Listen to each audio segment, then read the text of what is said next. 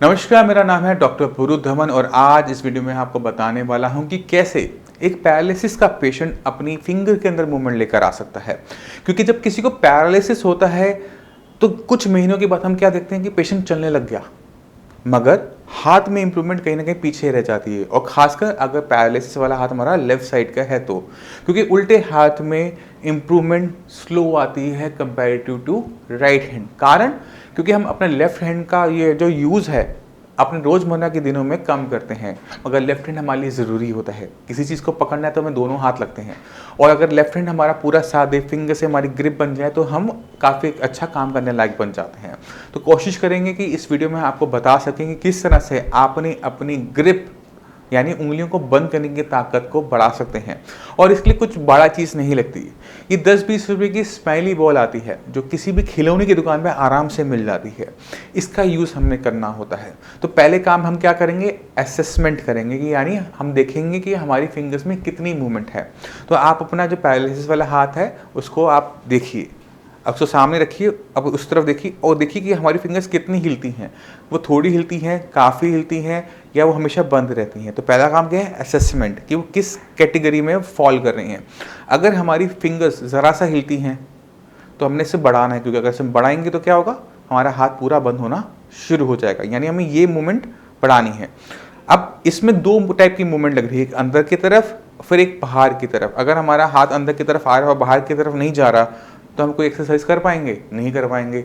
तो हमें क्या चाहिए, बॉल। हम बॉल को हाथ में रख लेंगे, हम बंद हम करेंगे, खोल ये देगी, बंद हम करेंगे, खोल ये देगी। तो ये हमारी एक एक्सरसाइज बन जाती है। अब ये तो बात होगी जिनकी हाथ खुले हुए हैं, मगर बहुत सारे पैरालिसिस के ऐसे पेशेंट होते हैं जिनके हाथ पूरी तरह से बंद रहता है, खुलता नहीं है। खुल जाएगा तो हम कोई सामान उनके बीच में दे पाएंगे। तो उसके लिए हमें सबसे पहले काम क्या करना होता है कि फिंगर को एक्सटेंड करना होता है। यानी इस बॉल को आप छोड़ दो एक तरफ, अब आपने क्या करना है, अपने दूसरे हाथ से पूरे फिंगर को खोलना है और पीछे की तरफ लेके जाना है। तो आप ध्यान दीजिए कि यहाँ पर 90 डिग्री बन रहा है, ये बिल्कुल सीधा हो गया ना। तो इस तरह से हमने पोजीशन में लेकर अपने हाथ को लेकर आना था अपने दूसरे हाथ की मदद से। या तो आप इसे खुद कर पाएंगे या किसी की मदद से करेंगे। इससे क्या होता है कि हमारी जो मसल्स हैं वो ओपन हो जाती हैं, जो उसमें ऐंठन है, स्पास्टिसिटी है, वो ख़त्म हो जाती हैं। जब हमारा हाथ थोड़ा सा रिलैक्स हो जाता है तब उसमें बंद करने की क्षमता आती है, वरना वो नहीं आ पाएगी। तो जिनका हाथ पूरी तरह से बंद है, मुट्ठी पूरी तरह से बंद है और बिल्कुल बीच के बैठे हुए, तो उससे पहले खोलेंगे, रिलैक्स करेंगे। अब रिलैक्स करने के लिए हमें कुछ चीज़ों को और इस्तेमाल करना पड़ता है, क्योंकि ये जो मांसपेशियाँ हैं ये टेम्परेचर को लेकर सेंसिटिव होती हैं। अगर आपको ठंड लगती है तो क्या होता है, आप पकड़ के बैठ जाते हो, यानी ठंड लगने से मांसपेशियों में ऐंठन आता है, सही बात। और अगर हमें गर्मी मिलती है मांसपेशियों को तो मांसपेशियां ढीली पड़ जाती हैं। यानी अगर हम अपने हाथ की मांसपेशियों को गर्माहट देंगे तो हमारे हाथ की मांसपेशियां भी ढीली पड़ जाएंगी। तो इसके लिए आप जो साई संजीवनी के पेशेंट हैं, श्रेयास के पेशेंट हैं, उनको तो ऑयल मिलता है कि उसे लगाकर वहाँ पर हीट वो जनरेट कर लेते हैं। अगर आपके पास नहीं है तो भी आप जो हमारे जेल पैड्स होते हैं, गर्म पानी की जो बोतल होती है, या कोई भी चीज़ जो ठीक ठाक गर्म हो, उसको यूज़ करते हुए आप अपनी मांसपेशियों को ढीला छुड़वा सकते हैं। अब जब हमारी मांसपेशियाँ ढीली हो गई तो बंद करने की कैपेसिटी उनके पास आ जाएगी। तब जाकर आप उसमें स्माइली बॉल रखेंगे और उसको फिर पंचिंग करना स्टार्ट करेंगे। और जहाँ से आपको लगता है कि ऐंठन आ गई तो दोबारा से आप हीट अप्लाई करेंगे, या जो ऑयल आपको न्यूरोएम दिया जाता है उसको अप्लाई करेंगे, जिससे हमारी मांसपेशियाँ फिर से ढीली हो सके और हम दोबारा से एक्सरसाइज कर सके। और एक्सटेंशन का हमने ध्यान रखना है कि हम अपने हाथ को पूरा का पूरा फिंगर्स को एक्सटेंड करेंगे पीछे की तरफ। जितना ये पीछे जा सकता है उतना हमने लेके जाना है, क्योंकि ये उसमें जो स्पास्टिसिटी है, उसमें जो ऐंठन है, उसे ख़त्म करने में हमारी हेल्पफुल रहेगी। अब सवाल ये उठता है कि ये स्माइली बॉल हमने कितनी बार पंच करनी है, क्योंकि कुछ पेशेंट क्या करते हैं, टीवी देखते समय पंच कर रहे होते हैं, हाथ चल रहा है नहीं चल रहा कुछ नहीं पता, बस हाथ में बॉल लेके टीवी को देख रहे होते हैं कि मैं कर तो रहा हूँ। मगर ये जो तरीका है एक्सरसाइज करने का, सबसे गलत तरीका होता है कि जब हमारा ध्यान हमारे हाथ, हमारे फिंगर्स की तरफ नहीं होता। तो जब आप एक्सरसाइज करें, और पैरालिसिस के पेशेंट जब खासकर एक्सरसाइज करें, तो आपने ध्यान क्या देना है कि आपकी नज़रें आपके हाथ की तरफ होनी चाहिए कि आप इसे कितना दबा रहे हो। अगर आप इसे हल्का हल्का से दबाओगे कुछ नहीं होगा, आपको पूरी जान लगानी होती है इसे दबाने के लिए कि ये बॉल अगर फटती है तो फट जाए, कोई फर्क नहीं पड़ता। मगर आपकी जो ताकत लगाने की ताकत है, आपने पूरी ताकत लगानी है इसे दबाने में। अब सवाल ये उठता है कि हमने इसे कितनी देर करना है और कितनी बार करना है। अगर दिन में आप 5-10 मिनट इसको करोगे, आपको 2 पैसे का भी फ़ायदा देखने को नहीं मिलेगा। हमने क्या करना होता है, हमने इसे पूरी दिन की ही रूटीन की टाइप बनाना होता है। तो आप क्या करेंगे, इसमें आपने एक सुतली डाल देनी है। सुआ लिया आपने, इसको आपने बीच में डाला, सुतली ली और अपने हाथ के पीछे इसको बांध लिया। अभी आपके हाथ से गिरेगी नहीं। अब आपको दिन में कभी भी टाइम मिलता है तो आप इसे देख सकते हैं और इसे कर सकते हैं, मगर आपने अपने आप को फोकस करके यह काम करना होता है। क्योंकि जब आप इसे देख रहे हैं तो आपका ब्रेन समझ रहा है कि आप क्या कर रहे हैं और क्या कमियां कर रहे हैं। क्योंकि जब तक आप इसको दबाते समय इसमें से कमियां नहीं निकालोगे तो आप इसे इम्प्रोवाइज नहीं कर पाते। तो हमने क्या करना है, हमने इसे देखते हुए करना है कि मैं इसे कितना दबा पा रहा हूँ, क्या मैं कल से अच्छा दबा पा रहा हूँ, क्या मैंने इसमें मेरी इंप्रूवमेंट नहीं हुई। तो जब भी आप इसे करेंगे, इसे देखते हुए करेंगे कि मैं इसमें कितनी पावर लगा पा रहा हूँ, और जब ताकत लगाएंगे तो पूरी जान लगा देंगे। ये नहीं कि इसे हल्का हल्का दबा रहे हैं और आप सोच रहे हैं कि आपकी एक्सरसाइज हो रही है। ये गलती आप सभी नहीं करेंगे। तो ये था कि किस तरह से हम अपने फिंगर के अंदर अपनी ग्रिप को पावर लेकर आ सकते हैं सिर्फ छोटी सी स्माइली बॉल की हेल्प से। तो ये तो बात होगी कि किस तरह से हम स्माइली बॉल का यूज़ करते हुए अपनी फिंगर में ताकत लेकर आ सकते हैं, किस तरह से ग्रिप की पावर लेकर आ सकते हैं। मगर हमारी एल्बो भी हमारे लिए ज़रूरी है। तो कुछ एक्सरसाइज ऐसी भी होनी चाहिए जो हम एल्बो की कर सकें, जिससे हमारी ये जो मूवमेंट है इसमें पावर आ सके, ऊपर उठाने की, अपने हाथ को ऊपर उठाने की ताकत आ सके। तो इसके लिए हमें ज़रूरत पड़ती है इलास्टिक की। ये टेराबैंड है, ये रबड़ का बना हुआ होता है, इलास्टिक ही होता है। तो आपके घर में जो इलास्टिक आता है 2 इंची चौड़ा जो इलास्टिक आता है, उसका भी आप यूज़ कर सकते हैं। आपने क्या करना होता है, उसमें आपने तकरीबन इतना लंबा, आपके दोनों हाथ खोलेगी, जितना लंबा आपका दोनों हाथ जाते हैं इतना लंबा आपने पीस लेना है। आपने बीच में इसमें एक कोने पे नॉट लगा देनी है। आपने नॉट लगा दी, ठीक है। अब मान लीजिए कि मेरा जो सीधा हाथ है उस तरफ पैरालिसिस है, लकवा है। तो हम क्या करेंगे, अपने गले में इसको डालेंगे, लेफ्ट अपने सीधे हाथ को इसमें से निकाल। अब आप देखेंगे कि हमारे पास जो ग्रिप है उसका यूज़ करते हुए हमने इसको यहाँ से पकड़ लिया। अब आपने ताकत लगानी नीचे की तरफ। अब इलास्टिक क्या करेगा, इसे ऊपर की तरफ अपने आप ले आएगा। फिर हम नीचे की तरफ ताकत लगाएंगे, ये फिर ऊपर की तरफ ले आएगा। तो ये जो एक्सरसाइज है ये पैरालिसिस का पेशेंट कर सकता है। ये पैरालिसिस की एक्सरसाइज आपने दिन में तब तक करनी होती है जब तक आपकी जो मसल्स में थकावट महसूस ना होनी शुरू हो जाए। क्योंकि पैरालिसिस पेशेंट में थकावट बहुत जल्दी आती है। तो अगर आप 5 मिनट सुबह, 5 मिनट दोपहर में, 5 मिनट शाम को, दिन में 3 बार भी 5-5 मिनट भी कर लेंगे तो आपकी एल्बो की खुलने की पावर आपके पास आ जाएगी कि आप उसे ताकत से खोल पाएंगे। ठीक है, तो ये चीज़ हम खोलते हुए अपनी एल्बो की में पावर लेकर आ सकते हैं। इस इलास्टिक को आप दूसरी तरीके से भी यूज़ कर सकते हैं। ये तो बात थी हमारे हाथ को खोलने की। आप हाथ को बंद करने के लिए भी हम ताकत लगाने के लिए इसको यूज़ कर सकते हैं। मगर ये जो पीस है आपको थोड़ा सा लंबा लेना पड़ेगा। इस केस के लिए आप इसको अपने पैर की तलवे के नीचे दबाएंगे और आप इसको खड़े हो गए, आप इसे ऊपर खींचने की कोशिश कीजिए। तो ये आपको ऊपर आपको दम लगाना पड़ेगा, नीचे ये अपने आप आपको खींचेगा। तो ये जो एक्सरसाइज बन जाती है हमारी एल्बो की। तो 5 मिनट आपने नीचे की तरफ खींचा, फिर 5 मिनट आपने ऊपर की तरफ खींचा। इससे हमारी जो एल्बो की जो एक्सरसाइज है वो काफ़ी अच्छी हो जाती है। अब आपको ये एक्सरसाइज करना जितना मेरे लिए आसान है इतना आसान आपके लिए नहीं होगा, कहीं ना कहीं आपको दिक्कत आएगी।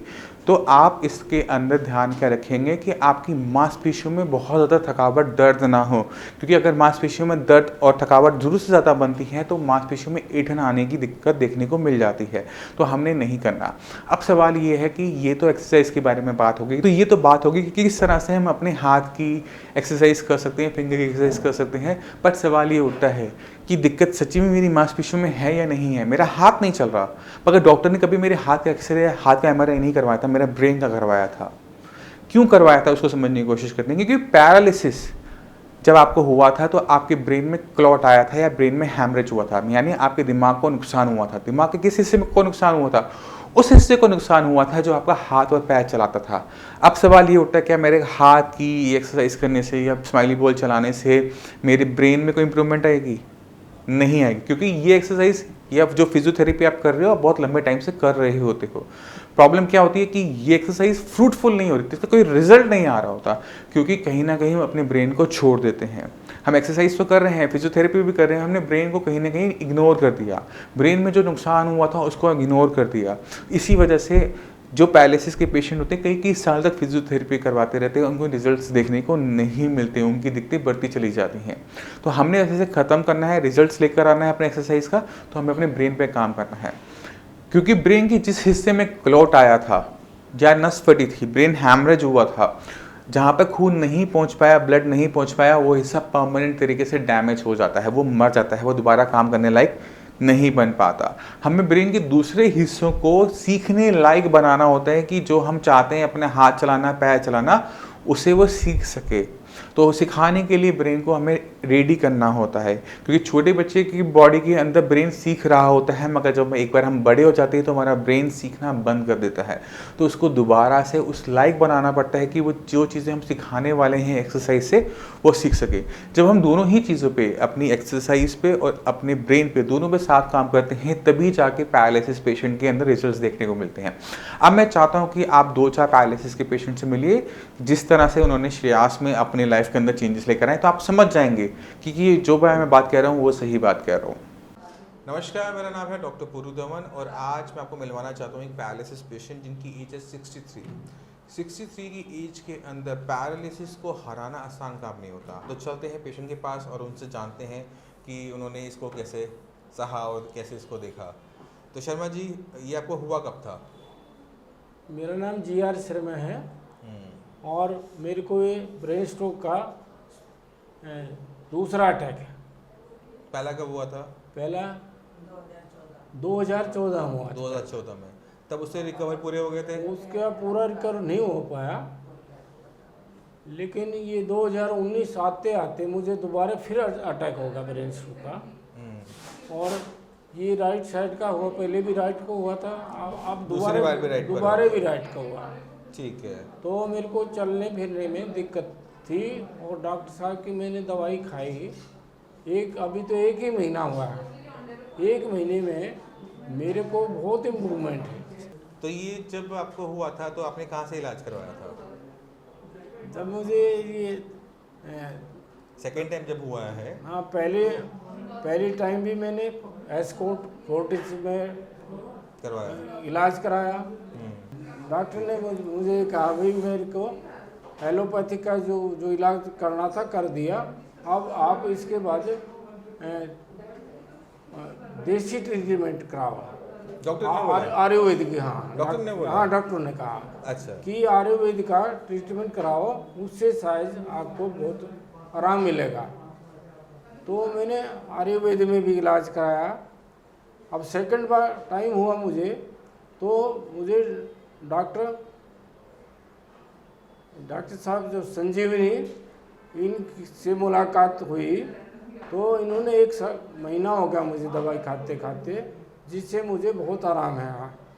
और मैं आज दोबारा से 1 महीने की दवाई फिर दोबारा लेने आया हूँ, तो इससे मेरे को लग रहा है कि मैं कंप्लीट ठीक हो जाऊँगा। शर्मा जी को जब पहली बार हुआ राइट साइड में हुआ, उसके बाद जब 2019 में हुआ तो एक ही जगह पे दोबारा स्ट्रोक पड़ने की वजह से, दोबारा से नुकसान होने की वजह से शर्मा जी को जो चलने में दिक्कत आने लगी थी कि चल नहीं पाते थे, पैर नहीं उठा पाते थे। तो जब हमने इनको मेडिसिन दी थी तो किसी को हाथ पैर की रोक की नहीं थी, क्योंकि चल तो पैर नहीं रहा था। बट जब भी पैरालिसिस होता है तो उसका जो ट्रीटमेंट होता है वो ब्रेन से स्टार्ट होता है। अगर आपके ब्रेन का एक हिस्सा डैमेज हो गया है तो हमें वहीं पर ही रिपेयर अप करना पड़ता है। तो जो हमने आपके ब्रेन के साथ किया, हमने किया था न्यूरोप्लास्टिसिटी। न्यूरोप्लास्टिसिटी के अंदर हम क्या करते हैं कि हम ब्रेन को दोबारा से आपके अंदर विकास करने की क्षमता देते हैं। वो दिन याद करो जिस दिन आपको हुआ था, उस दिन आपका हाथ नहीं चल रहा था, पैर नहीं चल रहा था, मगर अगले 6 महीने के अंदर हाथ भी चलने लगा और पैर भी चलने लगा। ऐसा सारे पैरालिसिस पेशेंट के साथ होता है।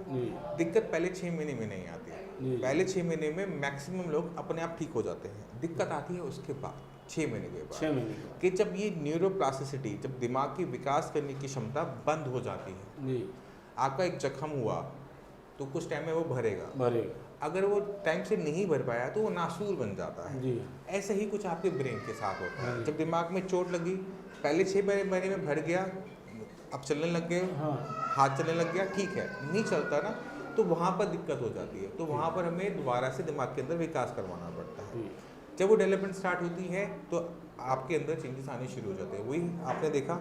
अब आपने इनकी पहले वाली वीडियो देखोगे और बाद वाली वीडियो देखोगे तो उसमें आपको खुद ब खुद ज़मीन आसमान का फ़र्क नज़र आना शुरू होता है। ये इसलिए होता है कि जब हम सही तरीके से सही जगह पे काम करते हैं। तो जो बाकी जो पैरालिसिस पेशेंट हैं उन्हें कुछ कहना चाहोगे? हाँ, बहुत जल्दी, मैं मानता हूँ बहुत जल्दी, कभी 1 महीना हुआ है, बट 1 महीने की इम्प्रूवमेंट देख के कुछ कहना चाहोगे उनको? नहीं, ऐसा है डॉक्टर साहब का इलाज 1 महीना होगा मुझे, इंजेक्शन भी ले दिए हैं कुछ और दवाइयाँ भी दी हैं। मुझे फीलिंग ये हो रही है कि मैं जल्दी रिकवरी आपकी और कर लूँगा और जल्दी से मैं ठीक भी हो जाऊँगा एकदम से। ठीक तो आप हो गए हो? हुए हैं डॉक्टर एक बार चल के दिखाना है इनको अभी सबको। जी, जी, जी। ठीक है।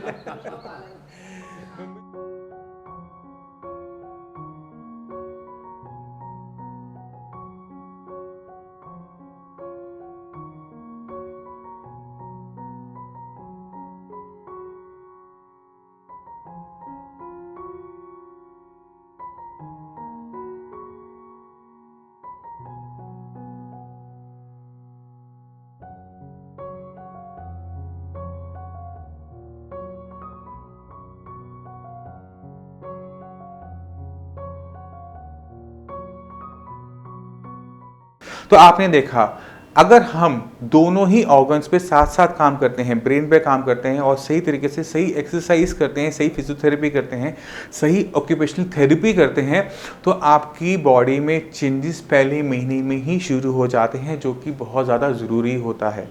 तो मैं उम्मीद करता हूँ इस वीडियो से समझ गए कि अभी तक जो आप एक्सरसाइज कर रहे थे, क्यों उसके रिजल्ट्स आपको देखने को नहीं मिल रहे थे।